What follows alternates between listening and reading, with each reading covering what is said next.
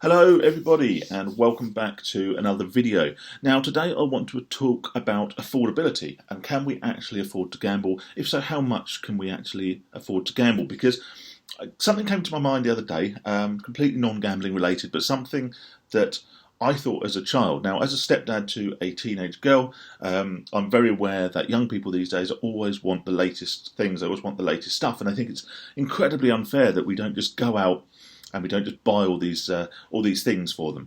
And it reminded me a bit of a conversation I had with my parents when I was actually much younger than a teen. I was actually quite a small child at the time. And I was always baffled by why I couldn't have all these latest things. And it did get me thinking about the affordability of gambling. So if you'll bear with me as I take a trip down memory lane, I will explain why this is all relevant. Now, when I was a child, now I don't remember exactly how old I was. I'm guessing probably 7 or 8 when I was at that sort of probably quite irritating for my parents, that real inquisitive stage of my life. I found out, I can't remember whether it was through badgering or through overhearing a conversation or whatever. Now, I found out that my dad at the time was, bear in mind this was like the late 80s, probably early 90s. My dad at the time was earning I think it was £35,000. Now, I remember it was £35,000 actually, because that really stuck in my head as quite a substantial amount of money. As a child, that sort of amount blows your mind. Now, I would probably have been getting £2-3 a week pocket money at the time, which was fair for a child of my age. And but those were always things I always wanted. I always wanted like Nike Air trainers or whatever, which were like 70-80 quid. And I didn't understand why, if my dad was earning £35,000 a year, why I couldn't have these Nike Air trainers. And I was probably being a bit of a spoilt brat, and quite sensibly and quite rightly, I was sat down and my parents explained it, and I actually still remember this to this day. They explained that of that £35,000, which is nearly £3,000 a month, and I was thinking, well, £3,000 a month, they must be able to afford to buy me all these things I want on a whim. Well, no, actually, at that £3,000 a month, my dad would actually only ever see £2,000 of that, because he was paying the higher rate of tax and national insurance and all the rest of it. So even then I was like, well, £2,000 a month, that's amazing. Why can't I have these £80 trainers? So he would have gone on to explain, well, actually of that, these mortgage rates were really high back then. I think they were sort of 12, 13, 14%. So between the mortgage, and we didn't live in a massive house, but we lived in a decent-sized house for the time, and it was all the house we'd ever need as a family of 4. Between the mortgage and the council tax, I can't remember whether that was during poll tax era or not, but anyway, they were basically, let's say £1,000 of that was accounted for through the mortgage and through the sort of the direct cost of the house. But even then, as a kid, you think, well, that's all right. They've still got £1,000 a month, £1,000 a month, and all I'm asking for is this 60-70 quid pair of trainers. Then they said, well, actually, no, once you take your water, electricity and gas into consideration, your phone, which would have been just a landline at the time, and we were actually quite lucky. We had Sky TV really early on, back when The Simpsons was still really good. And so that once you take all of that out of the equation, well, that's probably another 250 quid a month in bills. Fine, 750 quid a month left. Still can't really see why I can't have that £60 pair of trainers. Well, actually, my dad used to commute a lot, sometimes just to a local place of work. Sometimes he had to go to London, sometimes he had to go to Reading, Milton Keynes, all over the place. And, that really alongside the actual other costs of running a vehicle, so tax and MOT and blah, blah, blah, probably easily another sort of £200, £250 a month in transport costs. So that then knocks that down to £500 a month. And I'm thinking, well, yeah, okay, but I don't want a new pair of trainers every month. But that's because this is a fancy new pair of trainers. We were needing sort of school uniform, other clothes, other shoes all the time, me and my sister. And obviously my parents needed to clothe and get themselves shoes as well. So, conservative, what's that, 100 quid a month maybe? I don't know. Add on top of that your food, your drinks, all your toiletries, your toilet roll, kitchen roll, sponges, washing up liquid, all these things you don't think of as a kid. Well, that's then knocking you down to what, sort of £300 probably pound a month left over. We were very lucky as kids. We had at least one holiday a year, quite often 2. And the reason we had 2 holidays, to be fair, was not because we were super spoiled. It's because my parents wanted to go abroad. They wanted to go somewhere sunny or somewhere they could sightsee.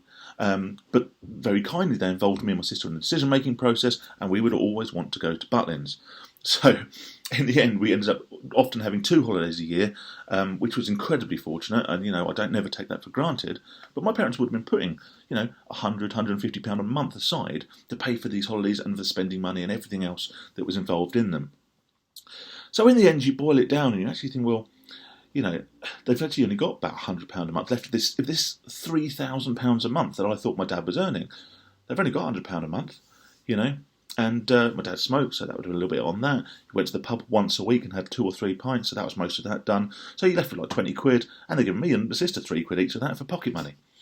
So, how does this relate to gambling? Well, the reason this story came to mind is because I was thinking, how much money can I realistically put into a separate pot on my bank account that I can use as a fun pot. So the money I use to go down the pub with, or to order myself a takeaway with, or basically any of those real unnecessary but enjoyable luxuries we have in life. How much can I afford each week to put in this pot to spend? And I boiled it down and I boiled it down. I actually looked at my costs of living, I looked at my rent, I looked at my bills, I looked at my subscriptions, I looked at the cost of running my car, cost of commuting, the cost of food, and all of this stuff. All of these things that I got told about years and years ago. And you know what? It turns out I already can't afford to go to the pub. Less can I afford to gamble. And so having money in your account is often the most dangerous thing. Having access to funds is incredibly dangerous because you make that subconscious decision, that subconscious assumption that I've got this money, it's fine, I can do what I like with it. But what you often discount is the fact that further on in the month or at some other point, this money really should have been put aside for something else. Now, I'm not saying this to be preachy, because actually it surprised me how little money I actually have, spare, money that doesn't matter, that money that I shouldn't be allocating to something else. And maybe if I'd sort of sat down and I'd worked this out years and years ago, it might have given me a bit of a kick up the arse to go, well, you know what? I can't afford to be gambling. I actually don't even have, 50 quid a week. I don't have 20 quid a week that I can realistically afford just to lose, that I can realistically afford to spend. And one of the things I always say about gambling, isn't it, is that you should only ever deposit what you can realistically afford to lose. And when you sit down, when you work it out, what you can actually realistically afford to lose is often far, far lower than what you believe it to be on a basis of guesswork or what you maybe believe that it should be. You work hard, you might not, you might be lazy, who knows, but by and large I'm sure everyone works really hard, and you feel like you earn these luxuries, you earn this disposable income, these unnecessary but enjoyable expenditures that you can use to indulge yourself. Now obviously whether gambling is actually enjoyable or not is a subject for another day, but actually if you're still gambling, what I would really ask that you do is boil down your costs, boil down what you get paid and what you actually do need to live on. And think about other things. Think about your MOT that's due. Think about the fact that someone's birthday is coming up. Think about holidays. Think about things that you need or things that you want to do and to plan for. And then decide whether realistically you can afford to gamble. And, like I say, I wish I'd done this years and years ago, because I earn all right money. I do okay. I don't live an uncomfortable lifestyle, but I could not afford, looking at the numbers, I could not afford to gamble. And if I could, it would be £10, £20 a month or whatever, and there was no way on earth that would satisfy the gambling urges that I was getting at the time. So, look at it, decide, and help it drive you towards making the right decision about your gambling. And if you are still gambling, then use that number you determine as the basis of your gambling limits, the basis of your deposit limits, the basis of your wagering limits on the online casinos, if that's what you do, or the amount of money you take to the bookies, or the amount of money you take to the arcade or to the pub to play the fruit machine. So yeah, thanks to my parents for that dawn of realisation. Obviously a bit too late in the day for me, but if you're still gambling now, then maybe just use it as a little bit more motivation to decide, no, I can't, not only do I not want to do this, I can't afford to be doing this, and then, take the appropriate action off the back of that. Thank you so much for everyone, as always, for watching. Hit the subscribe button if you think the videos are useful, or you like them, or whatever, or my monotone voice sends you to sleep and you're currently suffering from insomnia. Whatever the reason, hit the like button, hit the subscribe button, and I will look forward to seeing you on the next video. Cheers, guys.